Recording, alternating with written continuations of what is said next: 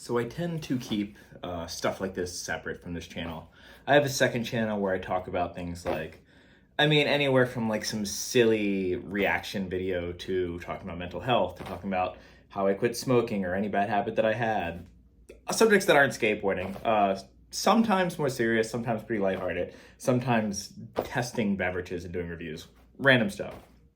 The reason I like to do that is because I think that when people come to this channel, they just want to see skateboarding. I think there's this idea that, people who make YouTube videos, it's too positive, it's too unrelatable. And to some degree, I agree. The thing is, I think that life in general is pretty tough for everyone across the board. Even if you have really great circumstances, life, it gets rough for everyone. It doesn't matter how many spoons and what material they were made out of in your mouth when you were born. It can definitely suck. And I think people like to use YouTube videos and watching other people, whatever they're creating in their YouTube videos, as an escape. Same reason that we have television shows and whatever.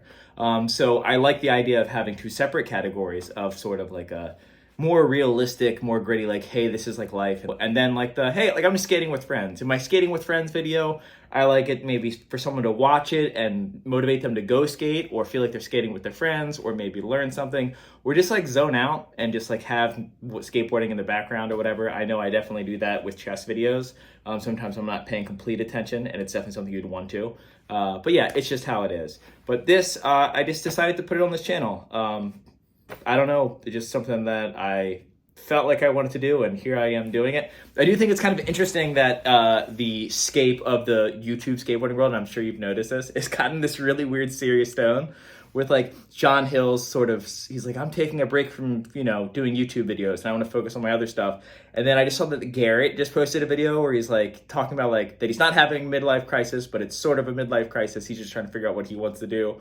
And then Ben DeGrasse, he is just like done doing skateboarding YouTube, I think, right now. Maybe he'll come back. I think he's saying that he's not going to, but I hope he does. Obviously, Dale, he's my next door neighbor. He's also figuring things out with YouTube. Me, I'm not in that boat necessarily. I'm not having any sort of crisis.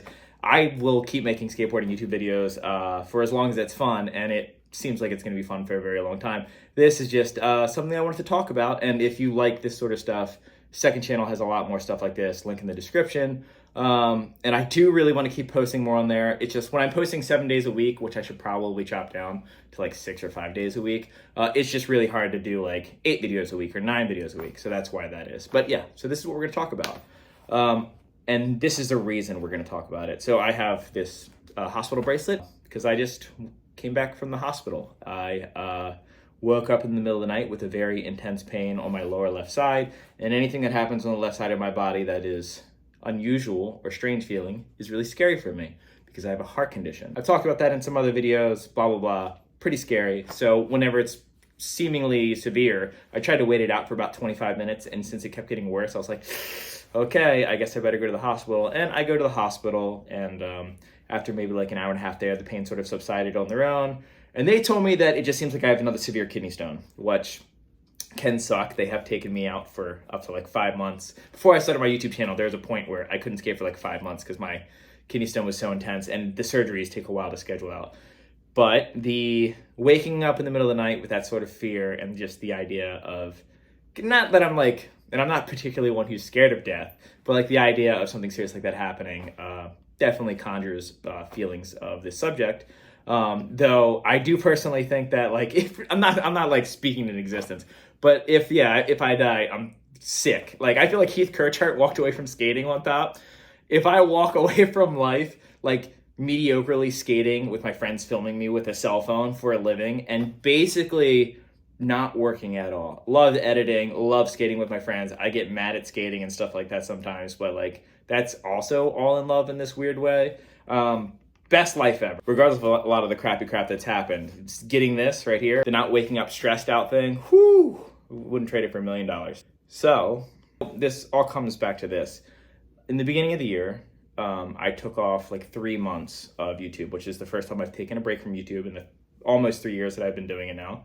And the reason that I did it was for some mental issues, some just stuff going on in my life, having trouble handling certain things. But one of the things that I tried really hard to process because I seem to struggle with processing things. I overthink them too much. It's sort of like, you know, when you got a yawn and you are thinking about the yawn coming and it like fucks up your yawn, like all of a sudden like you feel like you can't yawn. That happens to me with emotions in general. So mostly with sadness and joy, those are the two ones that it affects the most, where something really good will happen to me and I will overthink like what feeling good feels like and I'll just miss it. It's like all of a sudden just doesn't come to me because I'm overthinking it. And the same thing with sadness. And there's a lot of times where I really needed to cry or really needed to let someone else in or open up to someone. And I overthink it and I just can't. It's like callous. It's built up over the years of my life and it's just something that I got to deal with.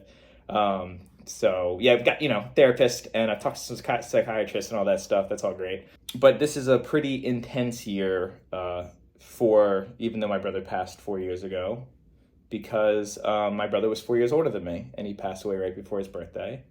And in August, I reached an age that he never did. August 10th, I believe, 4 days before my birthday, I officially became older than my older brother ever got to be.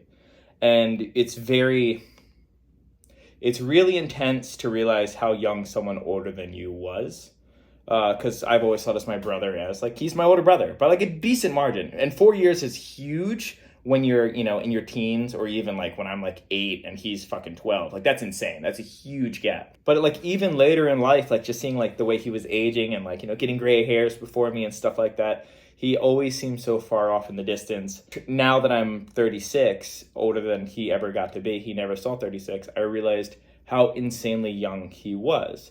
And he was obviously someone who has had a major effect on my life. In fact, the reason that I skateboard, I got a Power Ranger skateboard. My cousin gave it to me and I would just push around it on my knee. And my brother was friends with a skateboarder named Tim Kish. Tim, if you see this, shout out to you.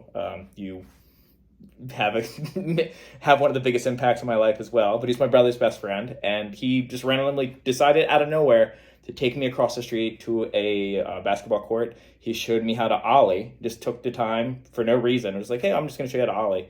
Spent some time with me. I did an ollie, and that was all she wrote. Never looked back. That moment of landing my first ollie, it is so mythologized in my memory of like how important that was to me. But even in the time, I did know. I was like, oh, whoa, I want more of that. Like tricks is what I want, because kids love tricks. I liked yo-yos back then and gymnastics and stuff. But something that's hard to just ride and then do tricks on, it was just such a rush. And it's the dragon I've been chasing ever since. I've been skating for like 23 years and some change now, so yeah, pretty crazy. But this ties into quite a few different subjects. I've talked about this on my other channel a little bit, and every year I post about it on Instagram. Just like a little write-up about, how I'm feeling in that moment about it. Mostly to reach out to other people who've like experienced something similar, because my brother, it was a fentanyl overdose, and drugs, they're the fucking worst. And shortly before that, one of my best friends, Josh Slapich, one of the most gifted skateboarders I've ever met, same thing, thought that they were getting something and it ended up being fentanyl. And that's sort of the first subject that I wanted to touch on, is being around that in your life and feeling very helpless to reach out to these people, because it's very true. No one can help them but themselves. Like, they're the only people that can quit. That is very true. But I'd like to sort of speak to you if you have that in your life and you're dealing with people, even if it might even be easier for you if they're more of a acquaintance for you to like reach out to them. But basically, personal experience and regret, I can tell you that if you don't let your concerns be known and let them know how important they are to you, you're going to always regret not having that. So definitely, if you have that conversation. My brother actually reached out to me shortly, but he was clean for a while, and he reached out to me in his sobriety and just wanted to like shoot the shit with me, and he was like, yeah, like let's chit chat or whatever. And I didn't hit him back because it was always very stressful it's stressful for me to interact with a couple of people in my life, but I mean, obviously him for obvious reasons. Even though I knew he was clean, I was living in California. I didn't know the extent of his cleanliness, of how clean he was. I just knew that he was in rehab, and basically when he did pass, he got kicked out of rehab for some bullshit reason, and he was just like, oh, I guess I'll go downtown and buy something. And just, yeah, it was not what he was intending to buy. And that was that. But like, we did have conversations about like how much we love each other and how much we value each other. But since I never had that conversation with him in a mature way, in like a full-blown adulthood way, I had like extreme regrets afterwards, like oh god, like the list of things that I wish I could have said to him. No matter what, even if you say everything you wanted to say, when someone passes, you're always going to have more stuff that you wanted to say. But in this particular case, there was like some very, very serious basic things that I never really got to say to him.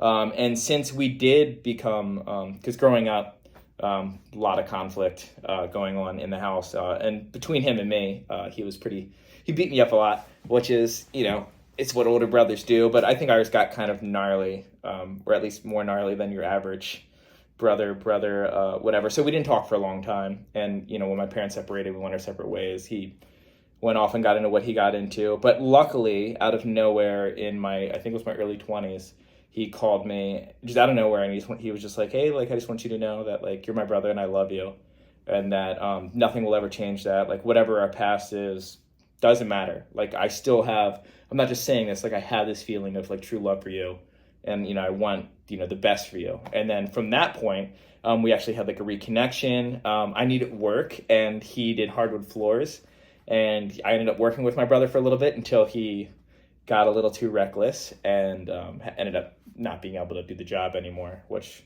it happens. But I very much value this time that we had together, where like, because he was really good at it. He's definitely one of those assholes who's good at everything. Like, if you know someone who, like, anything they pick up they're good at, like, that was him. Like, he was just like good at fishing. Like, he didn't skate at all, like never really touched it, but like sort of understood the basics. Then he could just like hop on my board and like spin kickflips and stuff like that. Like, it was so unfair on how naturally gifted he was at whatever he did. But with hardwood floors, like, everything was like the Taj Mahal to him. Like, he would just, so he just taught me everything I know about tools and woodwork and stuff like that. And it is exciting for me anytime that I do get to work around wood in that way, that I'm sort of like, oh yeah, like, I can do this because like my brother showed me. And even though like a lot of the ramp building stuff that I did at Keen Ramps did not overlay or overlap anything that I learned in the hardwood floors world, still sometimes I would be like, oh, like, chisel, like I know about this, like I can use this. I learned this from hardwood floors. But yeah, I just think if you are dealing with that and you have someone in your life, just make sure that they know whatever it is that you feel, that they know that you feel that, and not to like barter with them about it. Just being like, hey, like, I know you're like, not, don't even do that. Don't even like, hey, I know you're going through a lot. Just straight out let them know how much you love them. Because it might sound really, really selfish when someone's in that situation to be like, hey, but you really do need to let them know for yourself, because it will eat away at you for a very long time. But one of the things that I became very self-aware after his passing was growing up together. I really did watch him become the person that he would become. And I have very vivid memories of specific moments that I can link to very specific traits about him. I can kind of be like, oh, well, like, it was this period in time that he sort of picked up this. And I think the reason that he reacts this way to this thing is because of this thing that happened then. It was not something I was doing on purpose, like keeping track of everything that he was doing, but you do. You just, when you lose someone, you really think about all the time that you spent together in vivid detail. And after he passed, some time went by, I realized that I have all of that same information on myself, which really helped me figure out a lot of things about myself. If you think that you have yourself figured out, you need to like really, really think about yourself, because you should be well aware that you don't have yourself figured out. And I think that's a very healthy place to be. And it's just like a constant uphill learning battle. But definitely a lot of self-reflection that I gained from that. But yeah, I kind of wanted to talk about this because this part is not something that I think speaks to everyone. I don't think this is like I wanted to talk about a couple general, like if you lost someone in your life, blah, blah, blah. But this is something that I think might be pretty specific to me, and it has to do with my trouble processing things, the whole, you're going to yawn and then you can't yawn thing. So when my brother passed, I knew that like I kind of had to be, I wanted to be the strong person in the family, like for my mother and my sister and stuff like that. Because obviously they're also like with him during all this time that he's, having his sobriety and all that stuff, and they've definitely spent more time with him than I ever did. So I was like, okay, it's my job to sort of try to be like the Rock when I get out there. And I also specifically remember like getting on a plane, like to fly there, and just being like, well, you know, I'm going to watch something. And I ended up watching the movie Beautiful Boy, which, if you're unfamiliar with that, it is literally about like someone getting into drugs and just like how it overcomes their life. And it was so spot on of like the experience that I saw firsthand. It was like watching Ryan's whole arc happen, except for, actually, I'm not getting the, no, fuck it. Spoiler alert, at the end, he ends up great. Like, it ends up working out and he gets his shit together. And, like, my brother got, like, the other branch. That is not the best movie to watch before you go to your brother's funeral. But it ended up being, I think, pretty important for getting me in a place where I could really process. Because, like I said, I struggle to get in the groove of feeling what I should be feeling. I will analyze and think about and process to no end. I will overthink everything for hours and hours and hours, but that really does get in the way of me feeling it. So I remember I didn't experience my first real emotional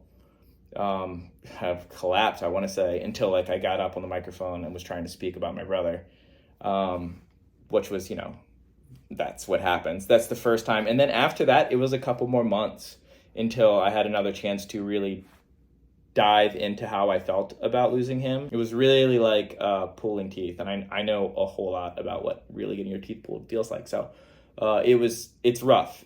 But the 3 months that I took off in the beginning of this year did have a lot of processing about my brother and really learning from it. And recently, not positive why, in the past 20 days, it has been a very, I don't know, maybe it's because I went and saw my family on the East Coast and spent some time with my mom, and, you know, she has all these pictures of Ryan and me when we were a kid and stuff like that. But yeah, it's been a very heavy emotional experience for me. Like, I feel like, I don't know, I've been having a lot of trouble like crying, and I like have this feeling that's like, dude, you gotta fucking cry, man. Like, I know it's in there, you gotta do it. And I just like, I can't. And I'm not, I'm not, but I get to a point where like I'm about to, and it's almost like I'm finally peeking in a room that has a lot of shit in there that I haven't sorted through yet when you get to that like emotional point. But I know that it's just like this outburst, this scratch that I need to itch. And in going to the hospital today, which was why I'm making this video, when I got back, I had a really good moment with my brother. Which just, yeah, I don't know, made me want to talk about it. And I know that this is kind of all over the place and I didn't really stick to a subject. And I just figured I'd share a little bit more personal thing about me on this channel. If I know this video is going to be fucking terrible. And I really appreciate all of the comments if you leave a heartfelt comment about this. But I must say it's a tough one for me to communicate with people about, because it's like an intense subject. And like when you have a lot of people being like, hey, like I went through this, and this, you know, it's really hard for me to not like fully dive into that conversation. And I know chances are there's going to be a couple people saying that. So I will try to respond to some comments, but like my apologies if you give me some like real serious heartfelt relation to what you went through, and I don't get back to it fully, or I don't respond to it. Like, I assure you, I'm probably going to read it. It's just, it's a lot of energy to have that conversation once, even if it's just like a back and forth, just one like quid pro quo type of deal. But to have like a bunch of them is, you know, it's pretty gnarly and daunting. I'll talk about skating all day though. If you want to talk about why Brad Cromer's frontside flips are low-key better than Andrew Reynolds, I will have that conversation. But yeah, maybe a little bit of a slowdown with the videos. I'm not positive yet. We'll see how bad this kidney stone is. It might take me out for a little bit, so I might be posting a little bit more heavy on my other channel. Luckily, I did bust ass a little bit, which sounds like I farted. But I skated a whole bunch and filmed a bunch of videos. So even if I'm out for a little bit, I think I have like 9 videos ready to go. So that's convenient. And I know I just recently did a video asking you, what do you want to see me do? And I don't think anyone wrote a comment about talking about my brother that passed away. But yeah, I don't know. I really appreciate where I'm at. Definitely sucks that my brother isn't around to, I don't know. It's weird talking about my brother too, even if this video bombs. Like thousands of people are going to hear the story. And it makes me very sad that, I don't know, Like, you guys never get to meet my brother or whatever, or none of my friends get to meet my brother. I mean, I'm in California. I have a brand new life. I have a brand new set of friends. Though I'm still in contact with some of my friends back east, it really is like a whole new slate, and it does sting very much so. A very dull, consistent sting that he doesn't get to see any of this part of my life. Also, I live in Long Beach, and like my brother like loved Long Beach, and he was a big Sublime dude or whatever. And I do find it like a little bit poetic that like his ashes are here with me, like in Long Beach, and sometimes even though I don't care for Sublime at all, I'll throw Bad Fish on every once in a while I'm driving down the road in Long Beach. But thanks for watching. If you watched this far, thanks for suffering through this sad, sappy sucker of a rant. I know I didn't say anything funny or clever or probably get to any valuable points. But yeah, that's me talking. I said I wanted to talk about my brother, and that's what I did. So, skateboarding tomorrow. That's cool.